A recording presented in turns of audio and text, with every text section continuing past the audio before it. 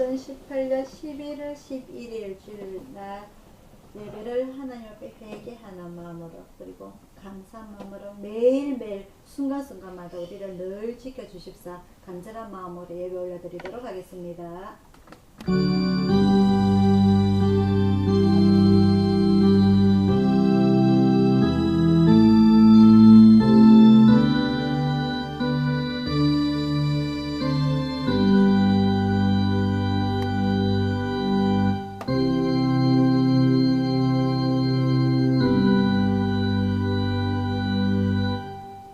아버지 하나님 은혜를 진심으로 감사를 드립니다. 부족하고 연약한 저희들 주님의 자녀로 불러 모아주시고 이 세상에 의지할 곳 하나 없지만 주님 울타리 안에서 아버지 하나님을 아버지로 부를 수 있는 그런 자녀로 인쳐주심을 진심으로 감사를 드렸나이다.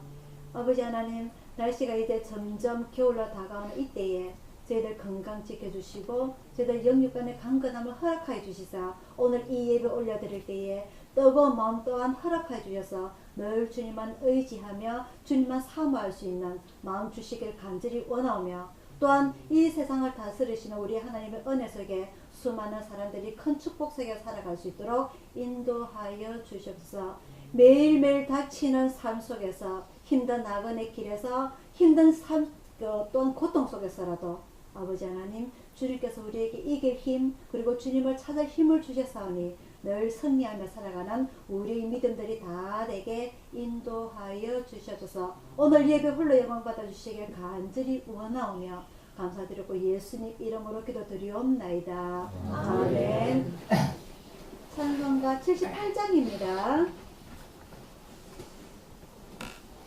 찬송가 78장입니다.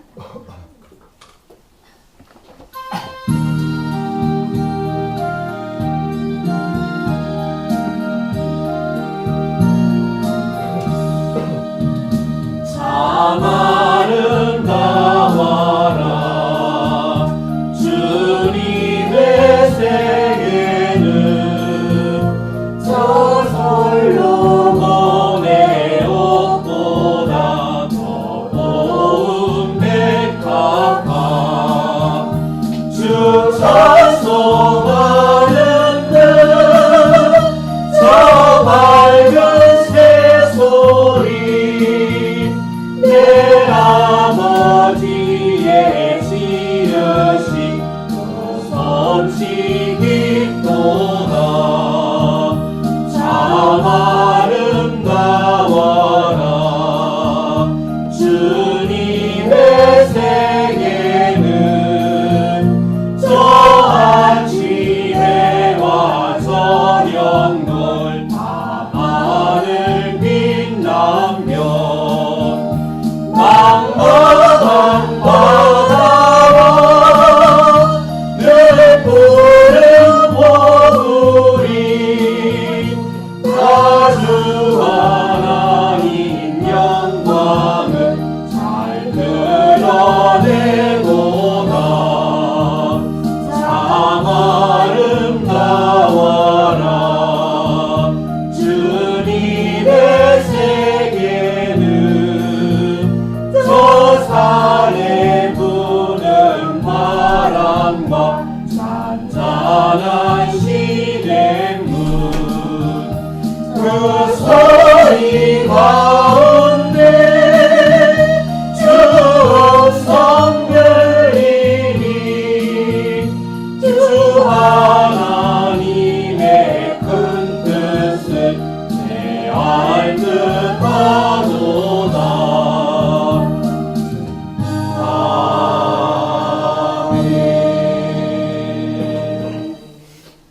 같이 주기도문 올려드리겠습니다. 하늘에 계신 우리 아버지여 이름이 거룩히 여김을 받으시오며 나라의 이름하시며 뜻이 하늘에서 이루어진 것 같이 땅에서도 이루어지이다.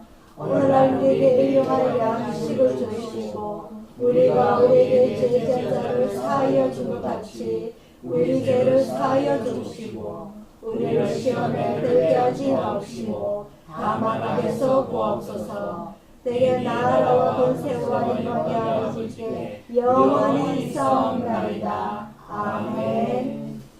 교동문 4번입니다.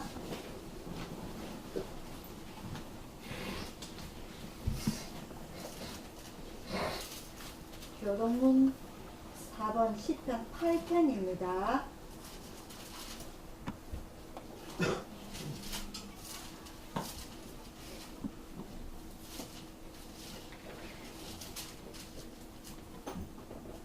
한 절씩 교독하도록 하겠습니다. 여호와 우리 주여, 주의 이름이 온 땅에 어찌 그리 아름다운지요. 주의 영광을 하늘 위에 두셨나이다. 주의 대적을 인하여 어린 아이와 정복의 입으로 말미암아 권능을 세우시며 이는 원수와 보수가로 잠잠케 하여 하시니이다. 주의 손가락으로 만드신 주의 하늘과 주의 베풀어 두신 달과 별들을 내가 보오니 사람이 무엇이간데 주께서 저를 생각하시며 인자가 무엇이간데 주께서 저를 공부하시나이까. 저를 천사보다 조금 못하게 하시고 영화와 종기로 관을 씌우셨나이다. 주의 손으로 만드신 것을 다스리게 하시고 만물을 그 발 아래 두셨으니 곧 모든 위안과 들리셨으며 공중의 새와 바다의 우석과 배로에 달리는 것이니이다. 다같이요. 여호와 우리 주여, 주의 이름이 온 땅에 어찌 그리 아름다운지요. 아멘. 교회 소식 전하여 드리도록 하겠습니다. 날씨가 그래도 아직까지는 우리가 다니기에 견디기에 좀 편하고요. 밤에는 새벽에나 좀 춥지. 그래도 낮에는 그래도 그나마 날씨가 따뜻하게 좋은 것 같아요. 이 원래는 봄에 미세먼지가 중국에서 황사이래 가지고 내려왔는데 이 지금 겨울이 다가오는 이 시점에도 공기가 지금 미세먼지가 많다고 지금 뉴스에 많이 그러잖아요. 그죠? 그래서 다니실 때 꼭 마스크하고 다니셔가지고 이 공기 나쁜 걸 우리가 숨을 쉼으로 인해 가지고 우리가 폐에 대한 질병을 갖게 돼요. 굳이 우리 담배 피우시는 분들도 있지만 굳이 담배 피우지 않는다 하더라도 이런 나쁜 공기를 많이 마시다 보면 우리가 나쁜 질환들을 가지게 되니까 이 질환이 아프면 또 우리가 고생이잖아요. 그죠? 그래서 꼭 다니실 때 마스크 꼭 하고 다니시고 그리고 미지근한 물 많이 드시고 해서 우리 이 기관지로 내려가는 부분들 식도로 내려가는 이 구멍을 깨끗하게 여러분들이 유지를 하시기 바랍니다. 담배는 줄이시고요. 아무도 안 하시네. 그래서 여러분들 올겨울도 잘 이겨나가시기를 바라고 그리고 한길이가 또 한번 죽음의 고비를 넘긴 것 같아요. 이 살이 빠졌다가 다시 지금 찌개식한 게 거진 한 5, 6개월 되거든요. 지금 몸이 좋아져서 그런데도 불구하고 지금 몸무게가 10kg가 빠진 거예요. 저 아이가 한번 아프면 기본적으로 한 1, 20kg는 쭉 빠지는 것 같아요. 어쨌든 우리 한길이가 또 한번 고비를 넘기고 이제 좀 밥도 잘 먹고 좀 우리 한길이가 좀 오래 살았으면 좋겠는데 지 소원이 내보다 오래 산다는 거니까 어쨌든 오래 살도록 한길이 하자이. 봐라 대답도 잘하나니까 저 봐라. 또 여러분들 올 겨울도 잘 이겨내시기를 바라고 물 많이 드시고 미지근한 물 많이 드시고 그리고 공기 한 번씩 쬐셔가지고 나이가 들어가면서 우리 몸속에 뼈 속에 성분들이 영양분들이 다 빠져나가요. 그것을 골다공증이라고 하는데 그 골다공증을 조금이라도 유지를 하려고 하면은 햇빛을 쬐야 돼요. 햇빛을. 그래서 나가실 때는 마스크를 하시고 햇빛을 쬐가지고 우리 몸속에서 골다공증이 생기지 않는 그런 성분, 비타민 D라는 그런 성분이 생겨날 수 있도록 여러분들 바깥 바람 좀 쐬시고 해서 건강을 유지하시길 바랍니다. 그리고 특히 나이가 들어가면서 우리 몸속에 자꾸 모든 영양분들이 하나하나 빠져나가는데 그것을 일명 노화, 노인이 오면 오는 질병입니다. 노화. 이런 질병들이 뼈 속에 성분이 빠져나가는 골다공증이라든지 그리고 우리의 살에 붙어있는 근육 이런 모든 부분들이 다 허물허물해서요. 그래서 우리가 운동을 할 수 있는 거는 걷는 것밖에 없어요. 다리로는 걷고 팔은 이렇게 움직이고 이렇게만 하더라도 우리 팔다리에 근력이 생겨가지고 걸을 수가 있는 우리가 못 걸으면 어떻게 된다? 영도권 가는 겁니다. 그죠? 그래서 걸으셔가지고 여러분들 그게 운동이에요. 특별하게 헬스장을 가지 않더라도 걷는 것이 바로 운동이기 때문에 여러분들 이 날씨가 더 춥기 전에 운동 잘 하셔가지고 건강 유지하시기를 바랍니다. 아멘.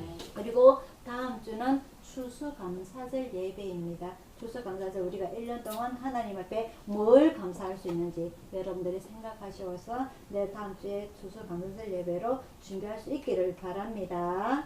찬송가 337장 부르시면서 준내신 헌금 하나님 올려드리도록 하겠습니다. 찬송가 337장입니다.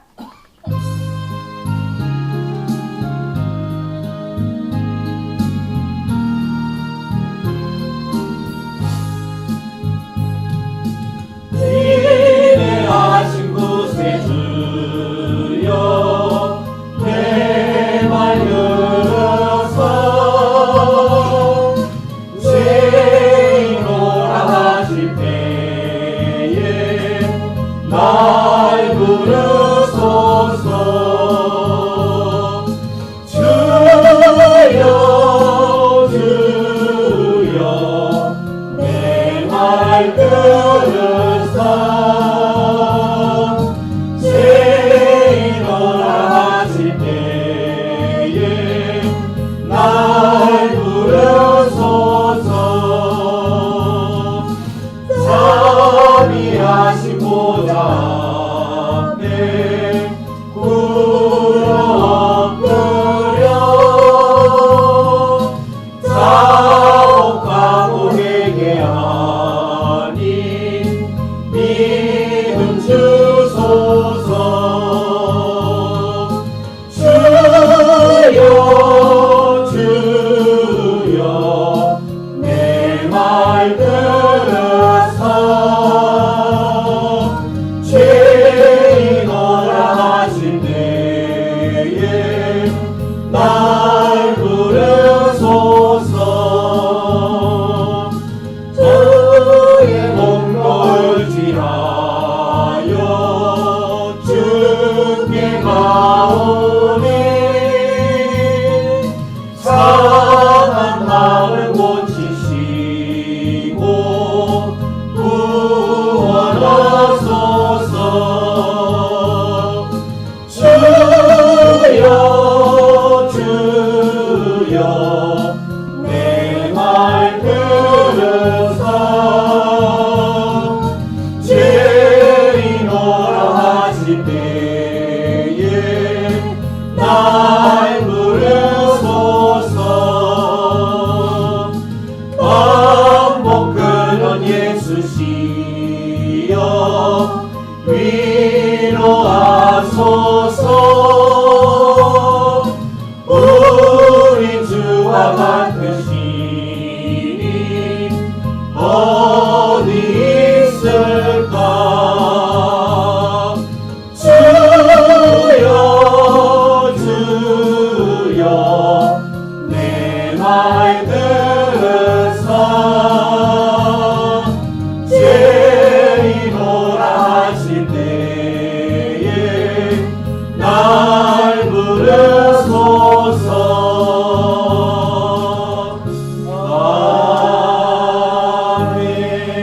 아멘. 자, 오늘의 말씀은요, 출애굽기 1장입니다. 출애굽기 1장 1절부터 14절까지 말씀입니다.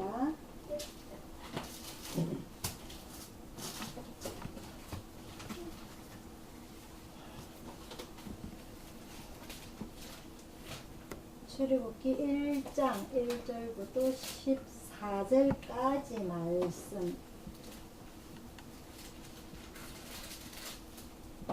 한 절씩 교독하도록 하겠습니다. 야곱과 함께 각기 권속을 데리고 애굽에 이른 이스라엘 아들들의 이름은 이러하니 루벤과 시므온과 레위와 유다와 이사갈과 서불론과 베냐민과 단과 납달리의 각과 아셀이요 이미 애굽에 있는 요셉까지 야곱의 혈속이 모두 70인이었더라. 요셉과 그의 모든 형제와 그 사자 사람은 다 죽었고 이스라엘 자손은 생육이 중다하고 번식하고 창성하고 심히 강대하여 온 땅에 가득하게 되었더라. 요셉을 알지 못하는 새 왕이 일어나서 애국을 다스리더니 그가 그 신민에게 이르되 이 백성 이스라엘 자손이 우리보다 많고 강하도다. 자 우리가 그들에게 대하여 지혜롭게 하자. 두렵건대 그들이 더 많게 되면 전쟁이 일어날 때에 우리 대적과 합하여 우리와 싸우고 이 땅에서 갈까 하노라 하고 감독들을 그들 위에 세우고 그들에게 무거운 짐을 지워 괴롭게 하여 그들로 바로를 위하여 굳고선 비동과 람셋을 건축하게 하니라.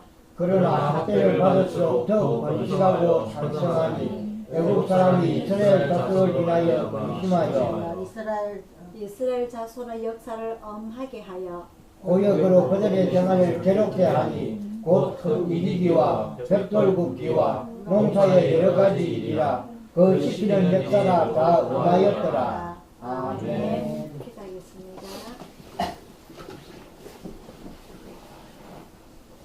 사랑의 아버지 하나님, 이 시간 주님의 말씀을 읽고 저희가 생각하고 느끼고 배우기를 원합니다. 주님께서 주신 이 귀한 생명의 말씀, 아버지 하나님, 이 시간만큼은 우리가 세상의 모든 생각거리, 걱정거리 다 내려놓고 주님의 말씀은 알게 하옵소서. 주님의 말씀은 읽게 하옵소서. 이 말씀 읽을 때에 감추어진 비밀이 저희에게도 열릴 수 있는 그런 영의 눈을 저에게도 허락하여 주시옵소서. 그래서 세상에 주는 모든 기쁜 즐거움보다는 주님께서 주시는 평안한 축복을 받아 누릴 수 있는 저희들이 다 되게 인도하여 주시옵소서.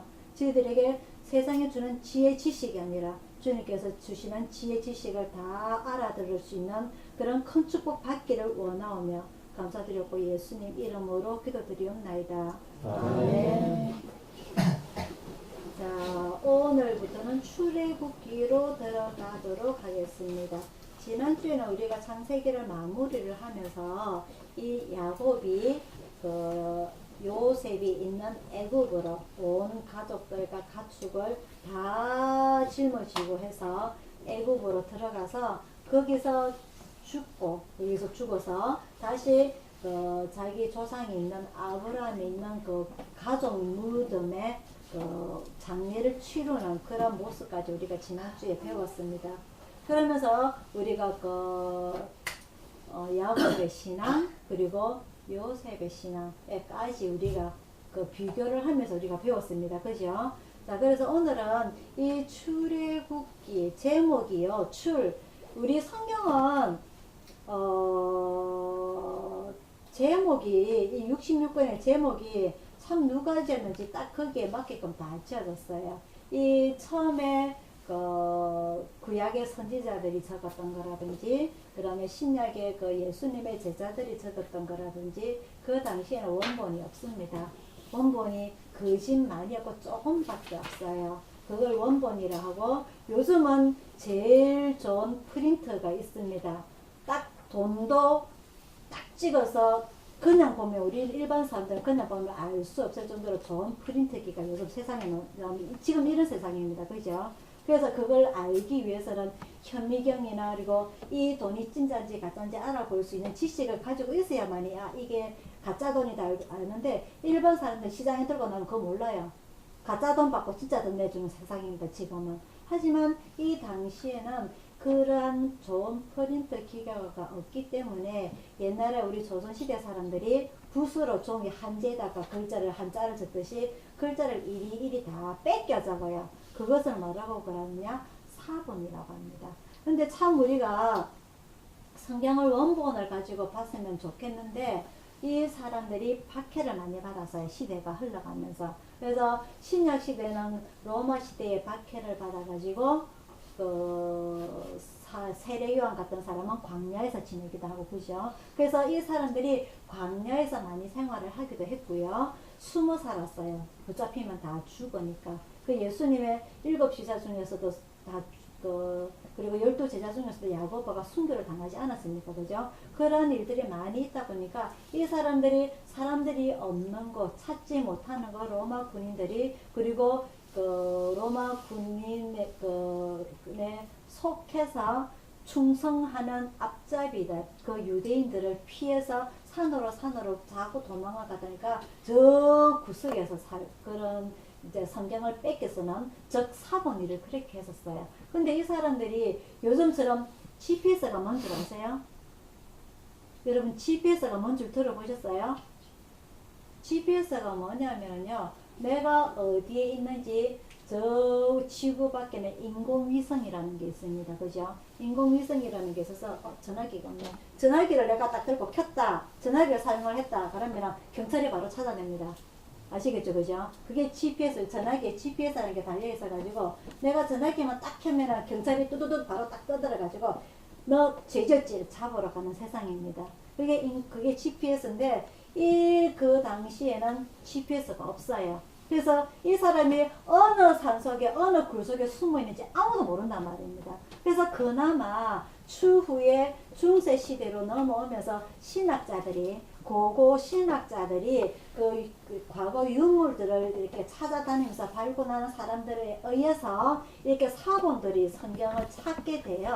그래서 찾아서 이게 성경을 정리를 해 놓은 것이 66권 성경이다. 그래서 이 66권 성경을 하나하나 그 중세시대에 고고 학자들이 정리를 해 놓은 게 바로 66권의 창세기라는, 이것은 이렇게 정리를 해서 창세기라는 이름을 정하자, 이거는 이렇게 정리를 해서 출애굽기라고 이름을 정하자 해서 이렇게 정해지는 게 66권 성경입니다. 그래서 이 출애굽기라는 말은 이게 처음에 히브리어로 된, 유대어로 된, 이스라엘어로 된 구약 성경과 이게 신약으로 넘어오면서 예수님 이후에, 부활 이후에 로마에서 이 기독교를 국교로 반포하게 되는 시기가 오게 됩니다. 예수님 이후에.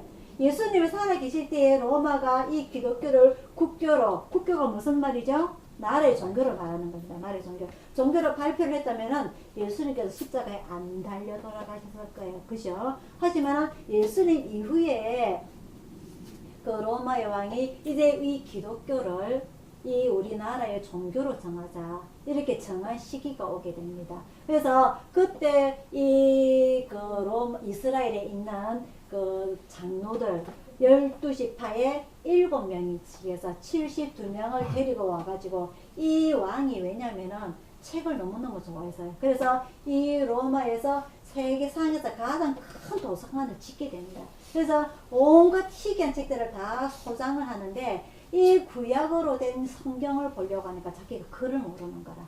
그래서 이 이스라엘의 72명의 장로들을 데리고 와서 이 로마어로 번역을 해라. 그래서 번역해서 최초의 이스라엘을 벗어나서 최초의 성경이 만들어져요.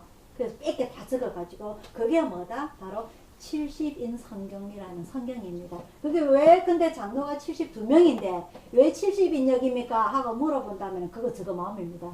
72인역은 부르기가 힘이 드는 거예요. 70인역이 우리가 발음하기 쉽기 때문에 70인역이라고 부르게 되는데, 거기서부터 성경이 번역이 되고 나다 보니까 왜 이 이스라엘이 로마의 식민지가 되느냐 하는 과거의 그 로마의 이 역사가 나오게 되는데, 이 하나님께서 로마를 이스라엘의 식민지로 선택하게 된 것은 이 로마가 그 당시에 가장 큰 세계적으로 강대한 나라로 성장하게 됩니다.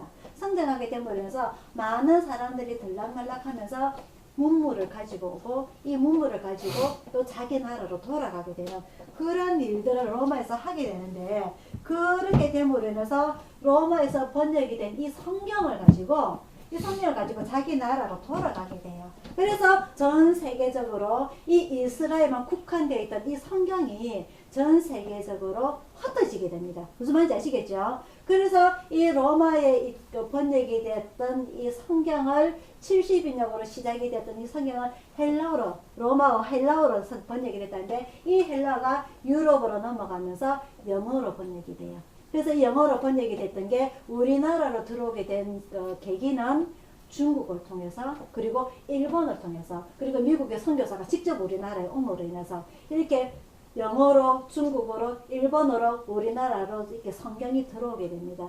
우리 조선시대가 끝나가면서 일제시대 넘어가기 전에 개화시대 때 그 우리 사람들이 뭐라고 부르냐면 예수님을 야소귀신이라고 해서 야소귀신, 귀신이라고 해서 귀신. 희한하다고. 그래서 이런 우리나라의 종교가 들어오면서 우리나라의 세종대왕이 만든 이 한글로 번역하기가 쉽지가 않았어요. 그래서 특히 우리나라는 영어도 잘 모르고 일본말도 잘 모르고 하지만 조선시대 고려시대부터 써왔던 한자어, 이 한자가 우리나라로 번역이 되면서 출자가 무슨 출자? 나갈 출자입니다. 나갈 출. 그래서 이 애굽을 나가는 책이라 해서 출애굽기라고 이름이 지어지게 됩니다. 창세기는 만들창 맞나? 세상새, 세상을 만든 책에서 창세기. 이렇게 성경 이름이 우리나라가 번역을 해오면서 이 중국어 한자에 맞게끔 이렇게 이름이 지어졌어요. 그래서 이 출애굽기는 뭐다? 애굽을 나가는 책이다, 내용의 책이다 라고 우리가 이해를 하게 되고요. 그래서 이 창세기 끝 마무리에 이 야곱이 자기의 자손들 모두 다 데리고 애굽으로 넘어가게 되는데, 사람이 살다 보면은 요셉도 죽고 야곱도 죽고 그 형제들이 다 죽습니다. 근데 오늘 우리가 본문을 읽어보면은요, 이스라엘 백성들이 학대를 당한다고 돼 있어요. 학대를 당한다고. 자, 그러면은 처음에 이 요셉이 살아 있을 때는 온 그 이스라엘 애굽의 백성들이 이 요셉의 가족들을 다 존경하고 일을 하지 않아도 그 바로 왕에 주는 그 모든 음식으로 살았는데, 세월이 흐르다 보니까 이 요셉을 알지 못하는 왕이 일어났다고 되어 있습니다. 근데 특히 1장 7절에 보면은요, 1장 7절에 그 학대를 받게 되는 원인이 나오게 되는데, 이스라엘 자손은 생육이 중다하고 번식하고 창성하고 심히 강대하여 애굽 온 땅에 가득하게 되었더라. 이게 문제인 거예요. 이 애굽 백성들이 봤을 적에는 이 이스라엘 백성들이 처음에 넘어온 이 70명이 세월이 흐르다 보니까 애굽 백성보다 숫자가 더 많아지더라. 그래서 이 사람들이 고민하는 게, 이 사람들이 나중에 이웃 나라와 손잡고 반란을 일으키게 되면은 우리 애굽은 망하게 된다. 그래서 이 조건을 확 바뀌게 돼서 종으로 이제는 강등을 시켜버리게 됩니다. 그래서 10절입니다. 10절. 자, 우리가 그들에게 대하여 지혜롭게 해서, 이 지혜가 무슨 지혜입니까? 두렵건대 그들이 더 많게 되면 전쟁이 일어날 때에 우리 대적과 합하여 우리와 싸우고 이 땅에서 갈까 하노라 하고, 감독들을 그들 위에 세우고 그들에게 무거운 짐을 지워 괴롭게 하여 그들로 바로를 위하여 일을 하게 노예로 만들어 전락을 시켜버리는 계기가 일어나게 됩니다. 근데 이 애굽 사람들이 우리가 지혜롭게 일을 하자 한 것이 바로 이 이스라엘 백성들을 종으로 전락을 시키게 되는데, 그러면 그럴수록 어떻게 됐다? 하나님께서는 이 이스라엘 백성들을 선택을 하셨기 때문에 아브라함에게 하신 약속, 어떻게? 저 바다에 셀 수 없는 모래처럼, 저 하늘에 셀 수 없는 별처럼 그 인구를 늘려나게 해주겠다는 하나님의 약속에 따라서 이 이스라엘 백성은 그러면 그럴수록 생육이 중다하고 번식하고 창성하고 심히 강대하게 하나님께서 그렇게 축복을 내려주셨죠. 그러다 보니까 이 이스라엘 백성들에게 학대는 점점 더 강해져서 이 이스라엘 백성들이 애굽에서 몇 년을 종살이를 했다고요? 몇 년? 430년. 430년 동안 이 애굽에서 종살이를 하게 됩니다. 그러다 보니까 이 이스라엘 백성들이 이제 그 조상들이 하신 말씀을 생각을 하게 되죠. 처음에 이 야곱이 자기가 죽어서 가나안에 매장되었던 것처럼 이 요셉이 죽을 때 유언을 지난주에 남긴 거 기억납니까? 하나님께서 결국 우리를 가나안으로 다시 돌아가게 하실 것인데, 그때 어떻게 하라고? 요셉이 내 무덤에서 해골을 꺼내 가지고 가라고. 그런 그 하나님의 약속을 이 이스라엘 백성들은 그 후손들에게 계속 유언으로 남기는 거예요. 우리나라 사람들은 죽으면 끝입니다. 유언 남기는 사람 별로 없어요. 그죠? 그리고 이 유언을 남겼다 할지라도 우리 부모님이 할아버지가 이런 유언을 남겼는데 해서 그 자식한테 이야기 안 해줍니다. 하나도 몰라요. 우리는 단데 그게 끝이 나는데 이 이스라엘 백성들은 장점이 이 조상들이 물려주신 유언을 계속 그 후손들에게 나눠줍니다. 그래서 나중에 모세가 신명기에 이스라엘 백성들에게 계속 유언을 남기라고 하는 말이 있죠. 그게 뭐죠? 쉐마, 이스라엘 백성들아 들어라. 하나님께서 주신 이 말씀들을 어떻게 해라? 미간에도 붙이고 손목에도 붙이고 아침 저녁으로 강론을 하고 그렇게 해서 계속 이 말씀을 기억을 해라. 그 말씀이 어떤 것? 너희가 하나님의 말씀을 순종을 하면은 3, 4대까지 축복받고 너희가 이 말씀을 순종하지 아니하면은 멸망한다는 것. 이 하나님의 말씀들을 계속 꾸준하게 그 교육을 시키는 거예요. 그래서 이러한 것들을 봤을 때에 이 하나님께서 아브라함에게 하신 이 약속, 결국 이 우리 민족을 크게 전 세계에서 가장 강하게 하신다는 것, 그리고 이 애굽에서 나가서 우리의 고향 가나안으로 돌아가게 하신다는 것, 이 유언이, 조상들의 유언이 430년들이 흐르도록 계속 유언으로 내려서 왔다는 겁니다. 그 후손들에게. 그래서 이 백성들이 하나님에게 기도하는 겁니다. 하나님, 이제 제발 우리를 좀 구원해 주세요. 우리 고향으로 돌아가게 해주세요. 우리 지금 종살이가 너무너무 힘이 듭니다. 왜? 이 애굽 사람들이 이스라엘 백성들에게 어떠한 종살이에서 어떤 노동을 시켰느냐? 마음대로 이사도 못 가게 합니다. 북한이에요, 북한. 북한이 마음대로 여행도 못 가게 하죠. 친척집에 가게 되면 뭘 주냐면요, 그 뭐라더라? 이렇게 점을 하나 줘요. 점을 하나 줘서 이 친척집에 가려고 하는데 그걸 허락을 맡아야만 친척집에 갈 수가 있는 겁니다. 그런 것처럼 이 애국 사람들이 이스라엘 백성들에게 다른 데 이사도 못 가고 친척집에 방문하지도 못 가고 그런 막아버리는 그런 자유의 박탈이 없어지는 거예요. 우리가 창세기 처음에 하나님께서 우리에게 자유를 주셨다고 했습니다. 그죠? 선을 행할 수 있는 자유, 죄를 지을 수 있는 자유. 하지만 우리는 아담과 하와가 그 자유를 가지고서 죄를 지었습니다. 그죠? 선악과를 따먹는 죄를 지었지만 우리는 이 자유를 가지고 하나님을 믿는, 교회를 다니는, 예수님을 믿는 그 자유를 가지고 우리는 결정을 했기 때문에 하나님 앞에 나오는 거고, 이 애국 사람들은 다 마음대로 이사도 가지도 못하고 직업도 마음대로 선택하지 못하는, 출세할 수 있는 길을 모두 다 막아버려요. 또 한 가지는 이 바로 왕이라는 것은 왕 이름이 아니고 왕 직책의 이름입니다. 우리나라에서는 뭐라고 부르냐면 대통령이라고 직책을 부르듯이 이 바로 왕이 뭐라고 하냐면 이스라엘 백성들이 계속 숫자가 늘어나다 보니까 이스라엘 백성들이 여자들이 임신을 해서 아이를 낳을 때에 아들이면 어떻게 해라? 죽이라. 여자거든 살려두라. 이러한 아들을 다 죽이라는 정책을 만들어 버려요.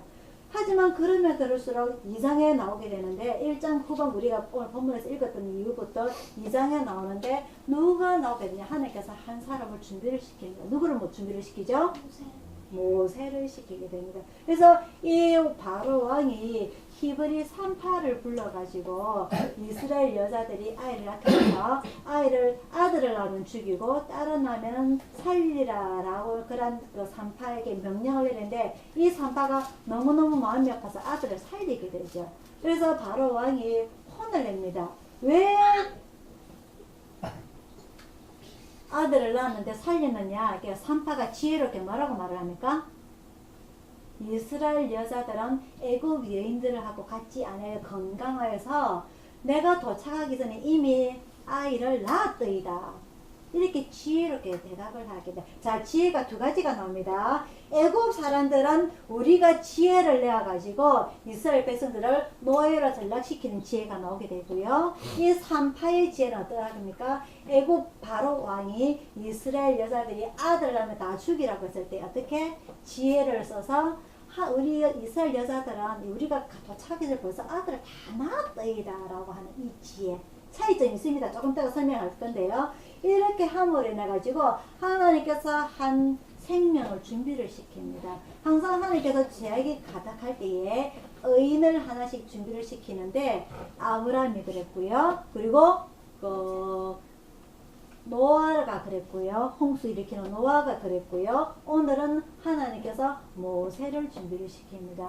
이 모세의 엄마가 아이를 낳아서 그 아이가 너무 잘생김을 보고 3개월을 숨기게 돼요. 근데 아이가 커감에 따라 우는 소리가 자꾸 커져가니까 더 이상 아이를 숨겨서 키울 수가 없어요. 그래서 그 바구니에 물이 들어오지 않도록 본드 같은 거, 그거는 석청이라고 돼 있는데 이 석청을 발라가지고 아이를 그 안에 담궈놔서 나일 강가에, 그 애굽은 지금 이집트를 말하는데 그 나일 강가에 동동동 흘러내려요. 근데 하나님께서 때마침 그 바로의 딸이 그 나일 강에 모욕을 하러 나오게 됩니다.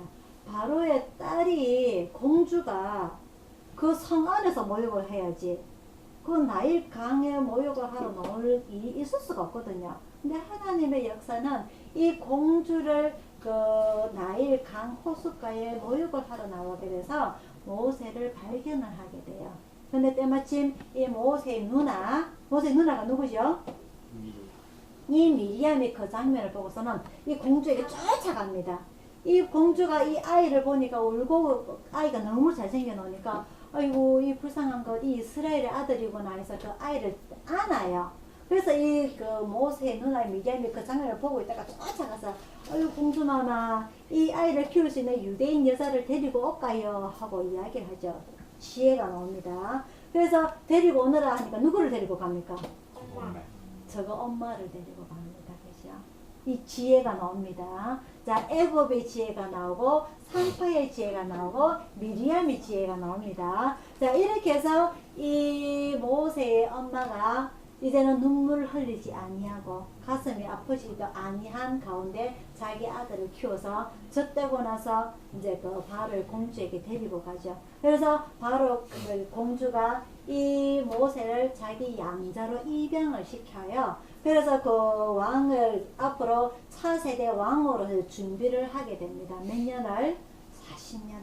40년을 하게 되는데 이 2장에는요 모세의 80년 인생사가 쭉 나와요. 2장 한 장에 이 80년 역사가 나오게 되는데, 그래서 이 바로 왕이 죽고 난 이후에 다음에 그 추후에 여러 명의 자기 아들도 있을 거고 사촌들도 있을 거고 이 왕 다음에 왕이 누가 될 것인지 여러 명의 왕 후보자 중에 한 명이 이 모세가 되게 됩니다. 그래서 이 궁중에서 40년 동안 그 많은 교육을 배우게 되는데, 어제 아닌가 뉴스를 보는데요. 영국에는 아직 왕이라는 이름을 씁니다. 영국의 왕이 지금 누굽니까? 엘리자베스 여왕. 맞아.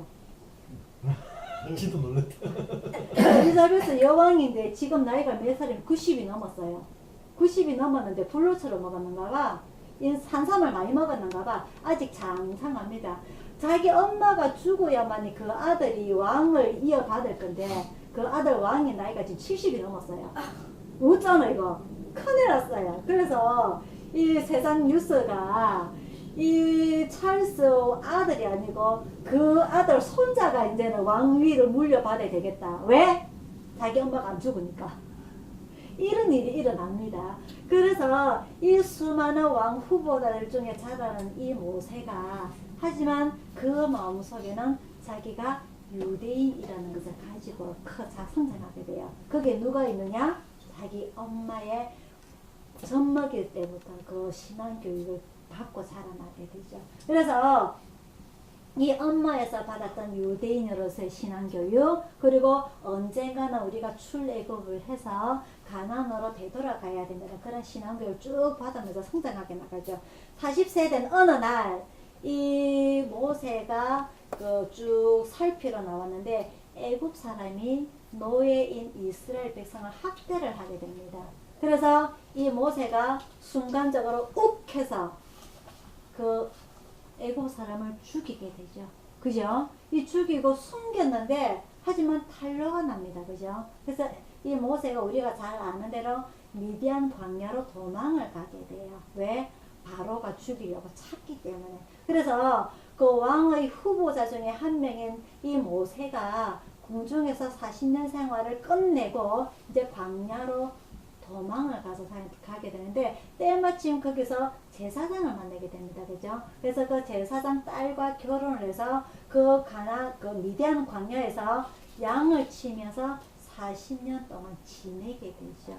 그래서 이 모세의 파란만장한 인생이 이 2장에서 나오게 되는데 죽을 수밖에 없었던 그 운명 하나님의 은혜로 인해서 미디안 공주를 만나서 죽을 수밖에 없는 이 운명이 살아나서 공주의 양자로 들어가게 되고 궁중에서 40년 화려한 인생을 살다가 이제는 다시 미디안 광야로 살아가게 되는 그런 이 파란만장한 이 모세의 야곱이 어떤 세상을 살았다고 험악한 세월을 보낸 것처럼 이 모세도 험악한 세월을 살게 되죠.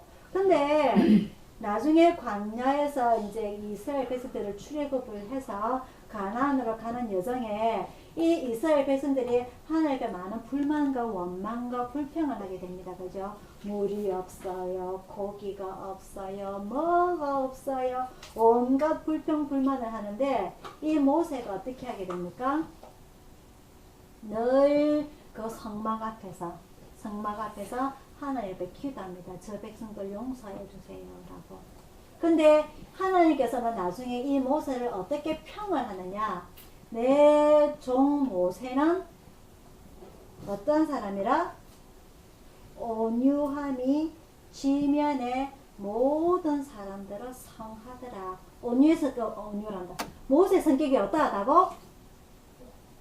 내가 금방 그랬잖아. 모세의 성격이 어떻다고? 온유하다고. 하나님께서 모세를 온유하다고 평을 내리시는 건데 그게 어디에 나오냐면은 민수기 12장 3절에 나와요. 이 사람 모세는 온유함이 지면의 모든 사람보다 더하더라. 하나님께서 모세를 온유하다고 생각해요. 모세는 전과가 있습니다. 뭡니까? 사람을 죽인 살인자입니다. 욱해서 사람을 모세가 온유하다면 사람을 죽일 수 있어요? 없어요? 없어요. 모세는 욱한 사람입니다. 우리가 잘 아는. 그래서 어디죠? 무슨 물가죠? 반석을 쳐서 어떻게 했어요? 성질을 내는 바람에 가나안에 들어가지 못하는 그런 욱한 사람입니다. 모세는. 아시겠어요? 절대 모세는 온유한 사람이 아니에요. 하지만 하나님께서는 모세를 어떻게 한다? 세상 모든 사람보다 제일 온유하다. 그 성질을 누리기 위해서 모세는 어떤 고생을 했겠습니까? 어떤 훈련을 받았겠어요? 광야에서 40년 훈련을 받았단 말입니다. 아시겠어요? 이 애굽에서의 좋은 환경, 제일 맛있는 거, 제일 좋은 옷, 모든 좋은 환경에서만 살고 하나님의 종이 됐다면 이 이스라엘 백성들을 출애굽을 할 수 있다 없다? 없어요. 왜? 그 욱하는 성격 때문에. 어떻게 하면 사람 지가 먼저 죽일 건데. 하지만 모세는 지도자가 된 이유로 지가 먼저 사람을 죽인 적이 거진 없어요.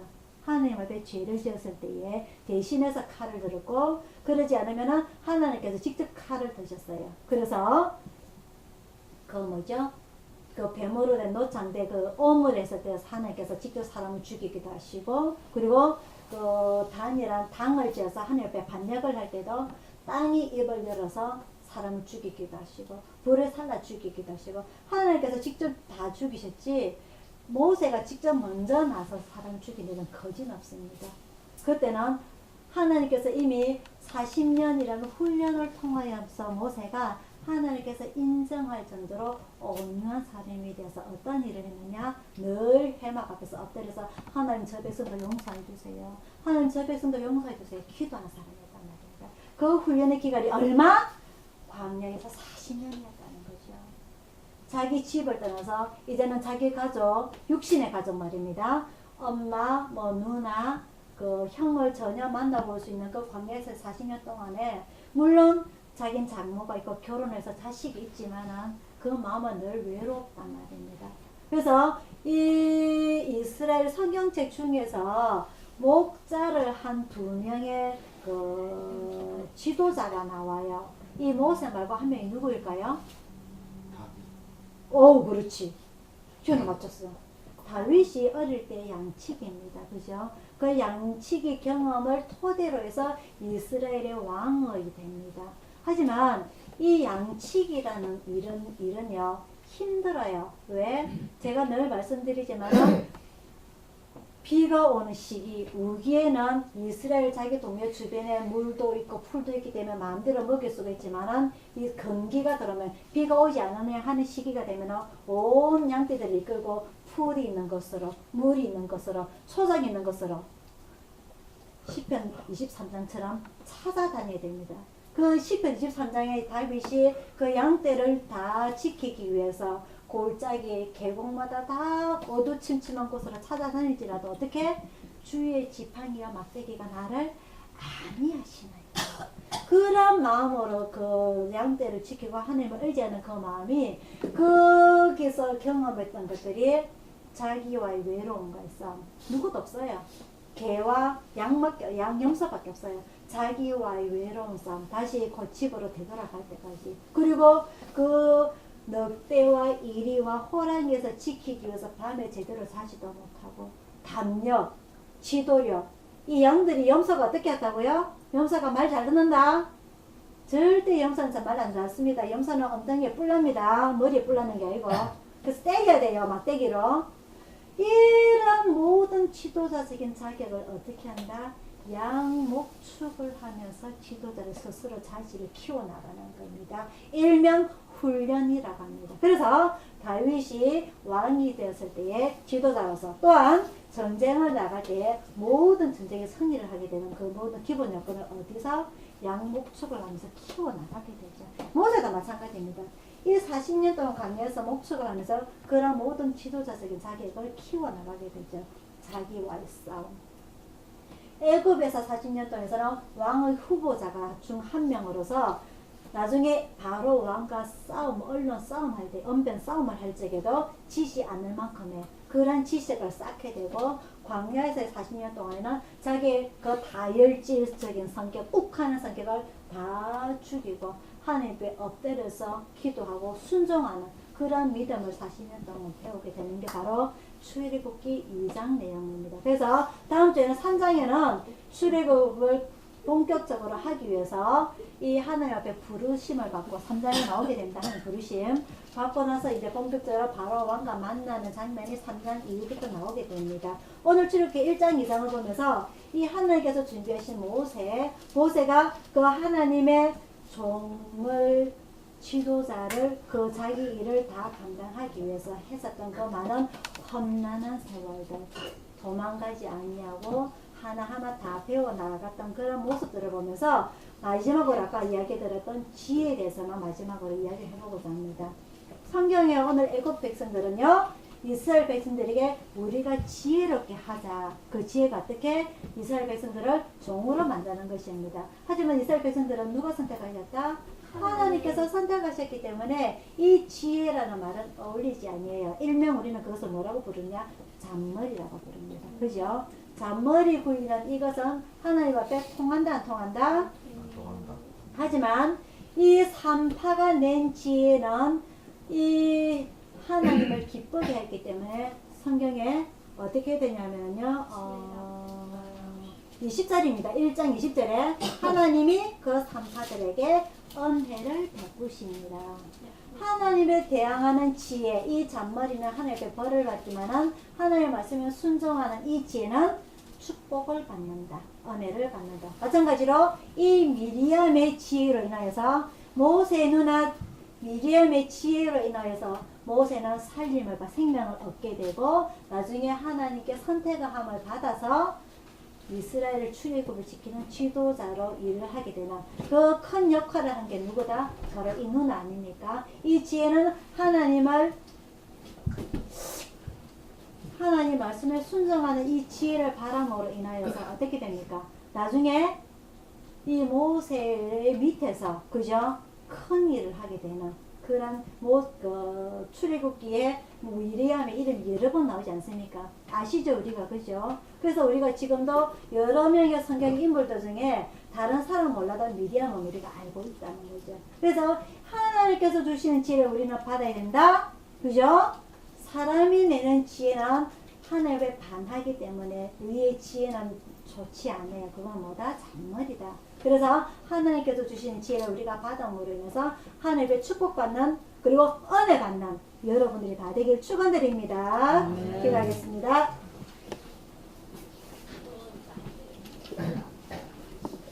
사랑의 아버지 하나님, 오늘 이 출애굽기를 통하여서 하나님께서 인정하시는 온 세상 사람들보다 그 온유함이 가장 높은 이 모세에 대해서 우리가 배웠습니다. 하지만 이런 하나님의 종으로서 지도자로서 선택을 받기 위하여서 그 인생사 80년 동안의 모세의 인생사는 정말 야곱이 고백하였던 것처럼 험난한 세월임을 오늘 우리가 배우게 됩니다.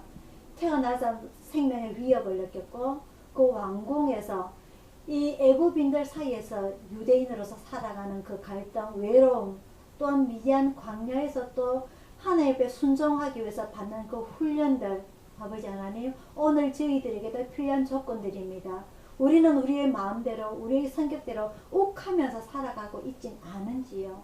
하나님의 일꾼이 되기 위해서, 저 천국에 가기 위해서, 저 생명책에 우리 이름이 기록되기 위해서 우리의 성격들, 지혜, 잔머리들을 다 죽이고 하나님께서 주시는 지혜를 받아서 하나님을 기쁘시게 하는 저희들이 다 되게 인도하여 주셔서, 그래서 저희들 마음대로 하는 우리들 생각대로 우리 고집대로 살아가는 이 인생이 아니라, 이 나그네 길이 아니라 아버지 하나님 온유함이 가득한, 그래서 저 사람은 예수 믿는 사람이구나 라고 다른 사람들한테서 인정을 받는 저희들이 다 되게 저희들 늘 지켜주시길 간절히 원하옵나이다. 이제 예배 마치고 돌아가는 발걸음, 또 일주일 동안 생소 속에서 살아갈 동안에 아버지 저희들 매일매일 삶들이 훈련이 되게 하시사 주님 앞에 인정받는 저희들 다 되게 인도하여 주시옵소서. 모든 것 주님 앞에 의탁드리었고 감사드리고 예수님 이름으로 기도드리옵나이다. 아멘. 찬송가 358장입니다.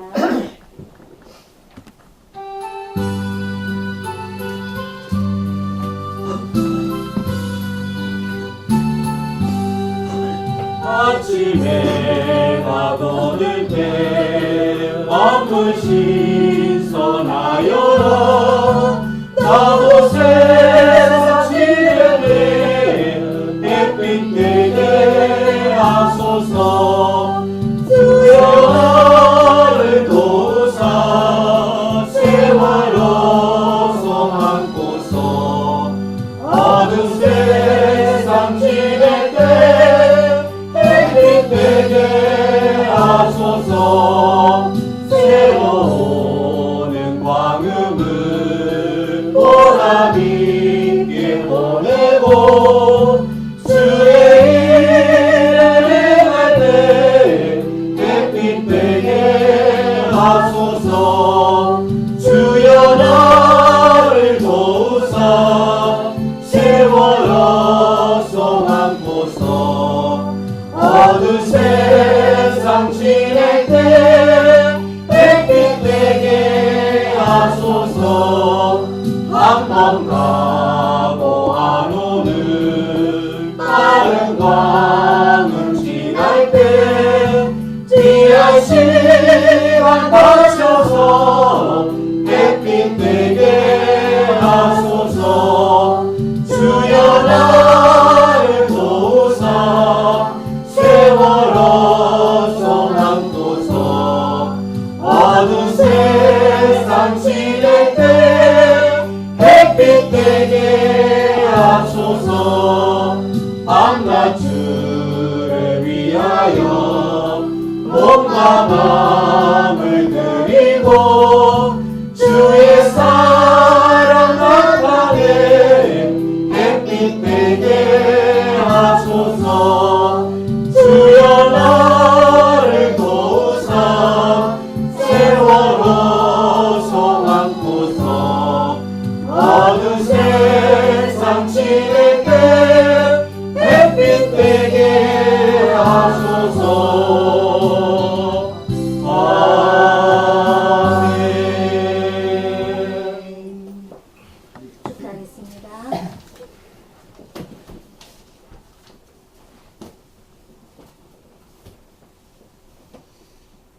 동안 우리를 구원하신 주 예수 그리스도의 은혜와 성령님의 감화 감동하심과 평화와 축복이 오늘 예배를 참석한 모든 성도들과 오늘 주님 앞에 무릎 꿇고 세상에 주는 지혜를 받지 아니하고 하나님께서 주시는 지혜를 받고자 원하는 우리 가족들 모두에게, 그래서 하나님께서 기뻐하시고 하나님께서 원하시는 일을 할 수 있는 우리들이 다 되기를 원하는 우리 무릎 꿇은 자들 모두에게 충만히 있을지어다. 아멘.